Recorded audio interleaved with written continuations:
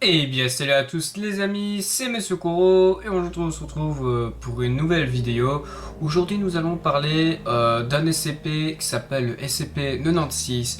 Alors la fondation SCP m'ont contacté et ils m'ont envoyé des documents sur le SCP-96. Alors voici les documents, voilà. Donc je vais vous le lire. Donc voilà. Après, ils m'ont même envoyé le premier rapport. Ils m'ont même envoyé le premier rapport d'expérience aussi. Mais ça, on verra après qu'on aura fini ceci. Donc alors, le premier document. Alors, objet SCP-96, bah lui, voilà. Comme je vous ai dit, voilà. C'est une classe Euclide. Voilà, comme ça, vous savez. Alors, on va parler de procédure de confinement spéciale, parce qu'il y a une procédure quand même assez spéciale pour ce SCP. Donc du coup, ben, je vais vous lire ça. Donc du coup, le SCP-96 doit être maintenu dans une cellule à cube en acier hermétique de 5 mètres x fois 5 mètres. 5 mètres. En gros, ça va faire un gros carré, quoi. En permanence. Des vérifications hebdomadaires ayant pour but de détecter d'éventuelles fissures ou trous sont obligatoires. Aucun système de vidéosurveillance ou appareil optique d'aucune sorte ne sont autorisés à l'intérieur de la cellule de SCP-96.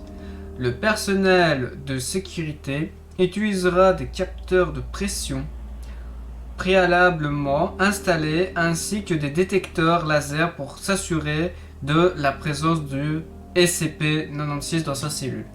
Voilà, en fait, il a des gardes, qui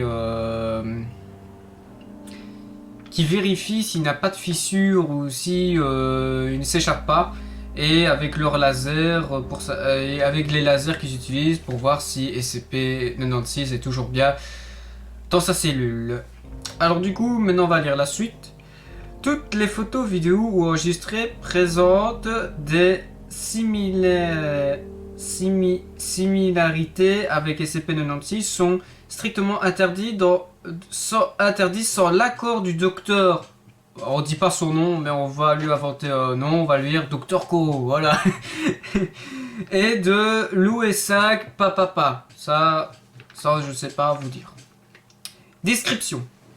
Alors maintenant on va parler de la description, à quoi il ressemble le SCP-96. Alors le SCP-96, SCP-96 est une créature humanoïde, donc voilà, mesure approximativement 2,38 mètres, donc imaginez la hauteur qu'il fait quand même, de haut. Le sujet ne présente qu'une très faible masse musculaire et les analyses approximatives de 1,5 m sont... Oh, j'ai mal lu, je suis désolé.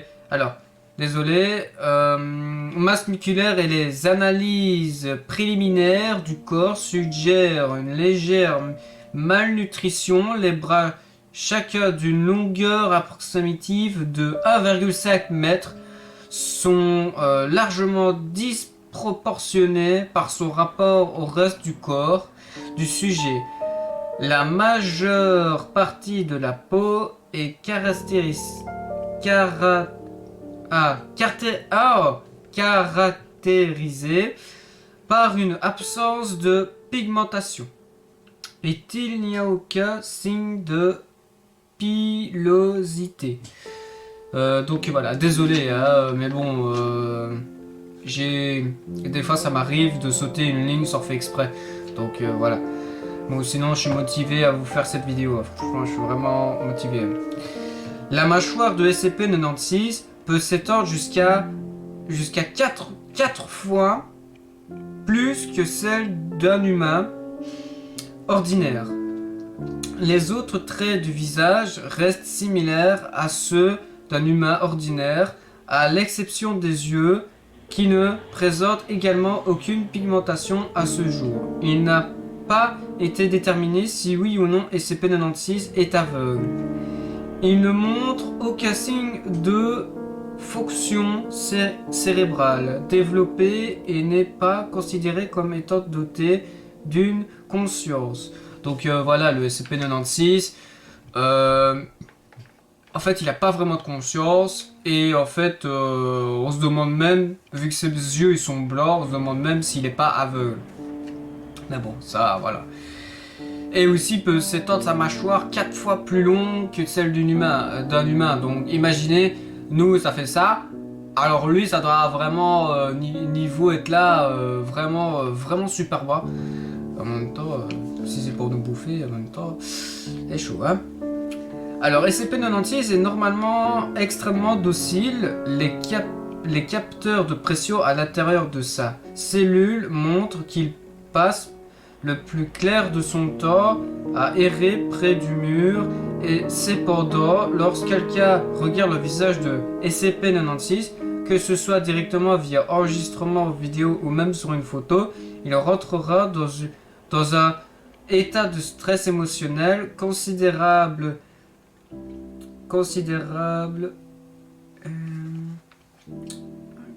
Émotionnel considérable. SCP-96 cachera son visage avec ses mains et se mettra à hurler, pleurer et marmonner de façon incohérente, approximativement une à 2 minutes après la première observation. SCP-96 commencera à courir vers la personne ayant vu son visage qui sera à partir de maintenant désigné SCP-96-1.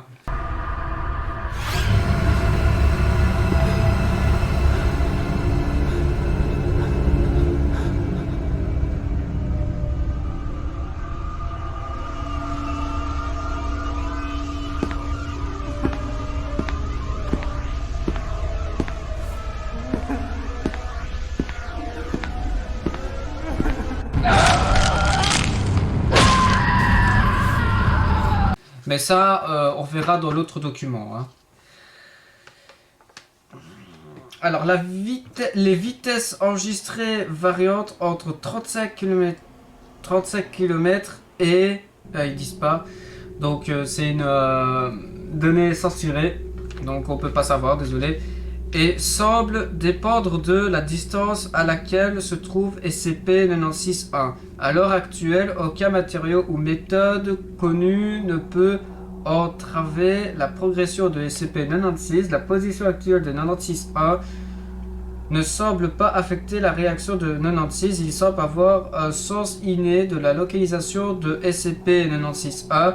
Note, cette réaction ne se produit pas dans le cas de l'observation d'une représentation artistique, voire document 96A. Ça, c'est le document que aussi ils m'ont envoyé les scientifiques de la base.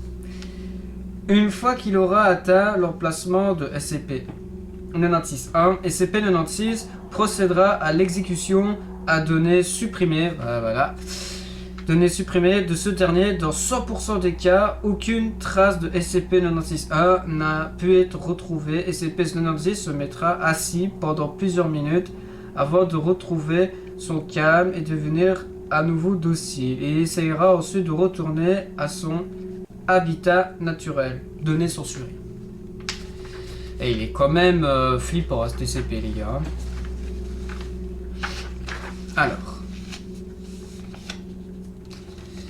À cause de la probabilité d'une réaction en chaîne considérable, ce qui inclut une violation de la confidentialité de la Fondation et la perte de nombreuses vies civiles, la récupération du sujet doit être considérée comme priorité alpha. Le docteur Koro a également adressé une requête pour la suppression immédiate de SCP-96. Voire entretien 96A. Alors là, il y a une phrase barrée, mais je vais quand même vous la lire. Ordre en attente de confirmation. Voilà. L'ordre de suppression a été approuvé et doit être exécuté par le docteur Koro. Le papa données censurées. Voilà. Voir Acidor 96AA. Ah, ça, je l'ai pas, ça ils me l'ont pas envoyé. Donc, je saurais pas vous dire. Alors, voilà. Enregistrement audio de l'entretien 96.1. Interrogateur, Docteur Koro. Interrogé, capitaine... Capitaine Clark, voilà. On va l'appeler Capitaine Clark. Ancien commandant de l'équipe de récupération Zulu 9A. Ok, Zulu. Incident de récupération, hashtag 96.1. Début de l'enregistrement, heure, et on va dire heure 14h et Nevada, voilà. Zone de recherche, ça je sais pas. Données censurées, bien sûr. Alors, Capitaine Clark, c'est toujours la merde quand t'es affecté à une mission de récupération initiale. T'as aucune idée de ce dont est capable cette saleté, à l'exception des informations que les techniciens sur le terrain ont pu rassembler. Et vous avez de la chance si vous racontez toute l'histoire. Ils nous ont juste dit de neutraliser et marquer. Ils nous ont dit que dalle sur le fait qu'il ne fallait pas regarder cette saloperie. Alors, le docteur Koro, voilà, le docteur Koro dit: pouvez-vous décrire la mission s'il vous plaît? Capitaine Clark: ouais, désolé, on avait 2 hélicos, un avec mon équipe et l'autre en soutien du Zulu 9B et du docteur Frankenstein. Voilà. On a repéré la cible à peu près à 2 clics au nord, pardon, de notre chemin de patrouille. Je suppose qu'il ne se dirige pas dans notre direction, sinon il nous aurait tout massacré là. Docteur Koro, votre rapport mentionne que SCP-96 n'a pas réagi au froid et faisait je sais pas, on va dire moins 20, voilà, moins 20 degrés. Capitaine Clark, en fait, il faisait le nanan et oui, il était à poil et n'avait pas l'air d'avoir froid. Quoi qu'il en soit, on a atterri, approché la cible et le caporal Fadi, voilà. Le caporal Fadi s'est préparé à lui mettre un sac sur la tête. C'est quand le docteur Frankenstein a appelé. J'ai fait demi-tour pour répondre à son appel et c'est ce qui m'a sauvé. La cible a dû se retourner et toute mon escouade l'a vu. Docteur Koro, c'est à ce moment que SCP-96 est entré dans un état de stress émotionnel intense. Capitaine, je l'ai appelé comment encore? Capitaine Clark, voilà. Capitaine Clark, ouais, l'interrogé s'arrête un moment avant de continuer. Désolé, rien que d'y penser, rien d'y repenser, j'ai eu les jetons pendant une seconde. Docteur Koro, ce n'est rien. Capitaine Clark, ouais, eh bien, j'ai jamais vu son visage.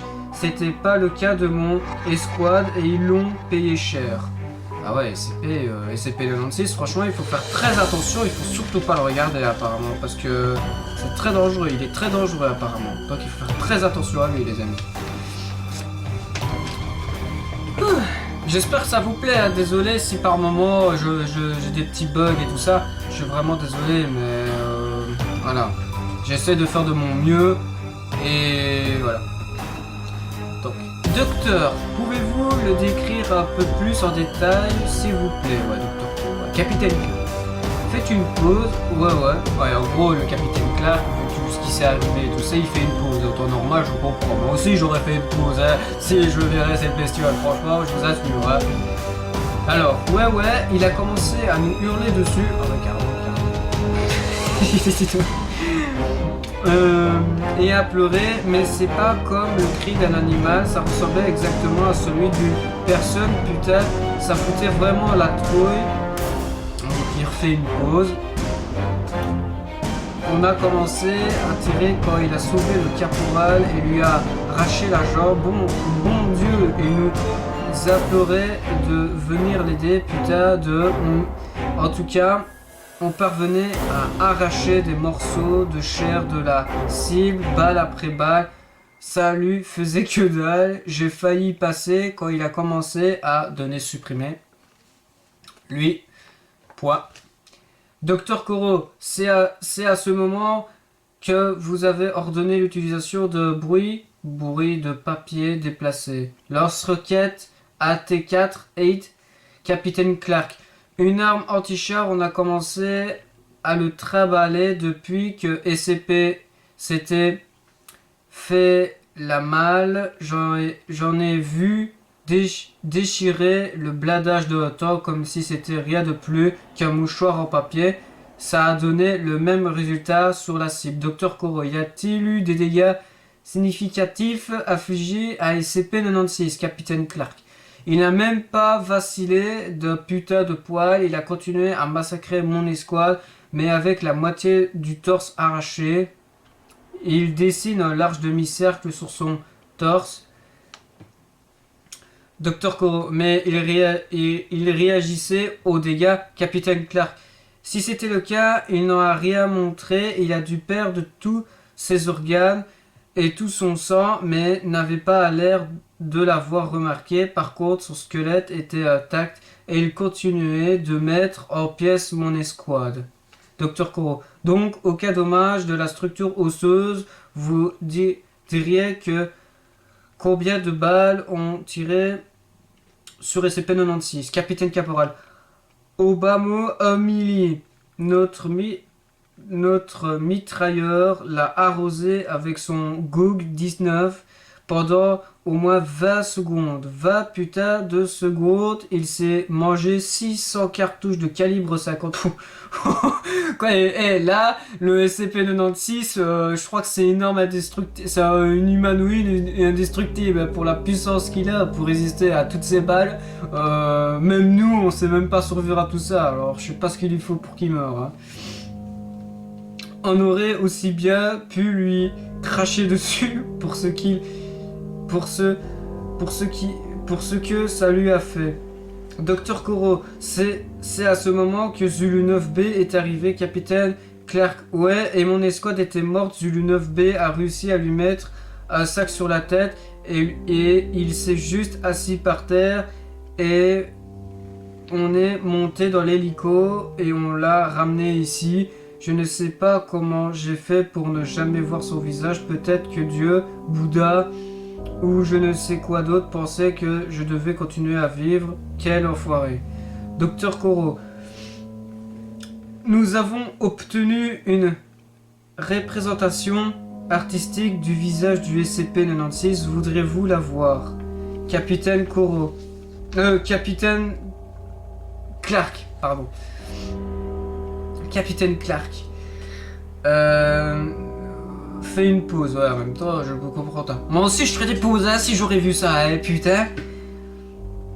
Et vous savez, après avoir entendu les hurlements de cette chose et les cris de mes hommes, je ne pense pas avoir envie de mettre un visage dessus, non, juste non. Docteur Koro. Très bien, je pense que nous avons terminé. Merci, capitaine. Et bien, les amis, c'est des documents vraiment hard hein, que j'ai eu par la fondation. Bruit de chaise déplacée, suivi de bruit de pas qui quittait la pièce. Confirmation que le capitaine Clark a quitté la salle d'interrogatoire 22. Docteur Koro, qu'il soit indiqué sur l'enregistrement que j'exige formellement la suppression de SCP-96 dès que possible. Fin de l'enregistrement. Eh ben les amis, c'est du lourd hein, qui m'ont envoyé la fondation. Hein. Putain. Franchement, faites très attention. Hein. Je sais pas si ça existe, mais si ça existe vraiment, si vous voyez une créature comme ça, faites très attention. Parce que elle est, comment dire, elle est vraiment horrible. Bon maintenant, comme je vous ai dit, il m'avait envoyé aussi le document de la première expérience qu'ils ont fait. Donc du coup, voilà, document hashtag 961 de l'expérience 961. Donc voilà. L'expérience 961, est dirigé par le Dr Dan. Son objectif est de tester la capacité du SCP-96 tout en obtenant une description physique complètement complète de SCP-96. Alors la classe D, elle se nomme D9031. Est un criminel reconnu coupable, est un ancien tatoueur. D9031 est déplacé à l'intérieur de la bathysphère 303A, qui est ensuite plongé dans la fosse des Tunga, au large des côtés de la Nouvelle-Zélande. Sa position se trouve approximativement à papapa km de la cellule de confinement temporaire de SCP-96. Le site papapa, les événements suivants ont été enregistrés via la vidéosurveillance à l'intérieur de la bathysphère 303A entre elle et le site du contrôle du Dr Dan sur la Nouvelle-Zélande continentale. Alors, la bathysphère 303A a atteint la profondeur maximale de 10 800 mètres. Alors, la classe D, on va l'appeler comme ça, parce que tout le temps dire 9031, ça m'ennuie, hein, c'est un peu long. Donc, ça c'est arrêté. Qu'est-ce qui se passe maintenant? Dr Dan, vous sentez-vous bien? Pas de nausée ou quelque chose d'autre? Classe D, mes oreilles me font mal. Dr Dan, il fallait s'y attendre. Conteneur en acier devrait se trouver sur votre gauche. Ouvrez-le. Une enveloppe en papier craft contenant plusieurs photographies devrait s'y trouver. Ouvrez-la et décrivez la première photo, s'il vous plaît. Alors la classe D s'exulte, fait ce que le docteur lui demande. S'exulte, la caméra est située de telle façon que la photo ne peut être vue. Voilà. Alors la classe D.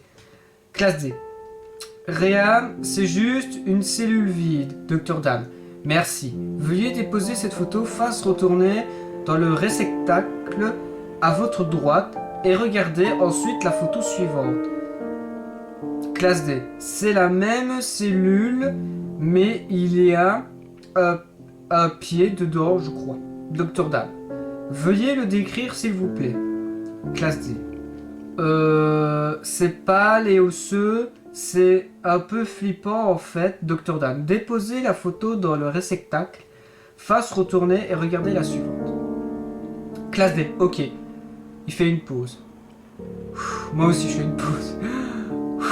Voilà.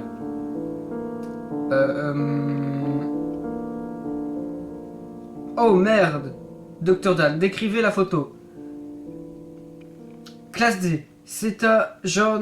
J'en sais rien. Un genre de type qui fout vraiment la trouille. Dr Dan, décrivez la photo s'il vous plaît. Classe D. Bon sang. Il est vide. Il a des yeux blancs. Et il y a quelque chose de vraiment bizarre avec sa bouche. Putain, mais c'est quoi cette chose? Aïe aïe aïe.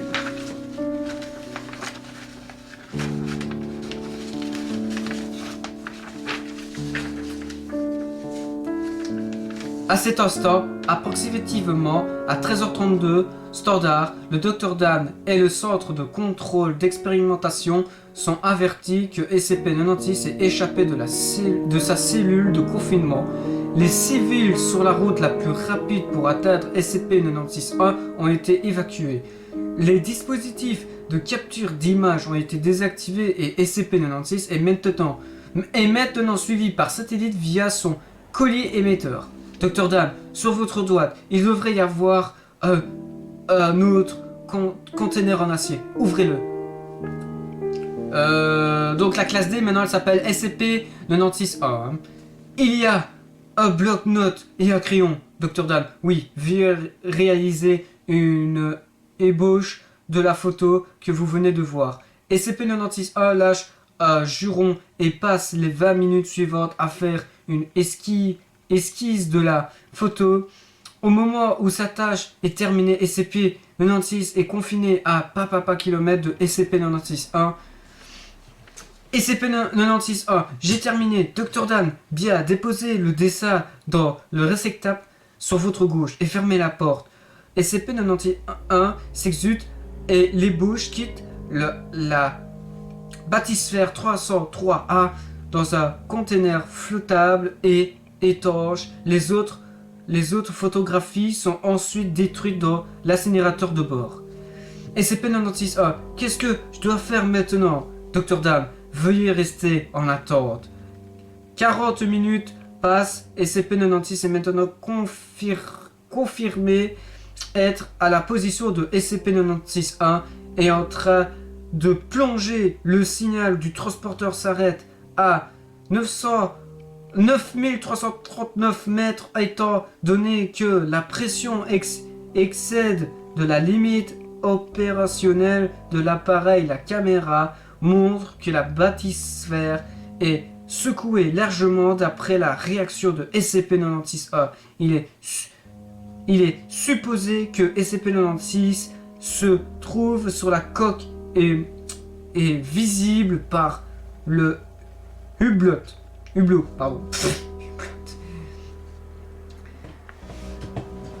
SCP-96-1, oh putain, merde, qu'est-ce que c'est ce bordel? Les transmissions audio et vidéo sont coupées au moment où la coque de la bathysphère 303A a cédé. SCP-96 est récupéré par l'équipe de récupération en surface Foxtrot 303A sans incident. L'ébauche de SCP-96 est également retrouvée et un test rapide confirme l'absence de réaction hostile de SCP-96. L'ébauche est envoyée au centre de contrôle d'expérimentation en Nouvelle-Zélande pendant que SCP-96 est transféré en confinement permanent. Fouh, eh ben les amis, franchement, j'aurais jamais cru qu'il m'aurait envoyé ceci. Franchement les amis, il faut faire très attention. À SCP-96 parce que c'est une créature très dangereuse, il faut surtout pas la regarder. Bon les amis, moi je vous dis à la prochaine pour un autre SCP. J'espère qu'ils vont m'envoyer un autre document encore plus tordu que lui, parce qu'il était vraiment hard et vraiment hallucinant les amis. Donc du coup, j'espère que la vidéo vous aura plu. N'hésitez pas à liker, à partager et à vous abonner, ça me ferait énormément plaisir. Sur ce, je vous dis à la prochaine. C'était Monsieur Kuro. Ciao.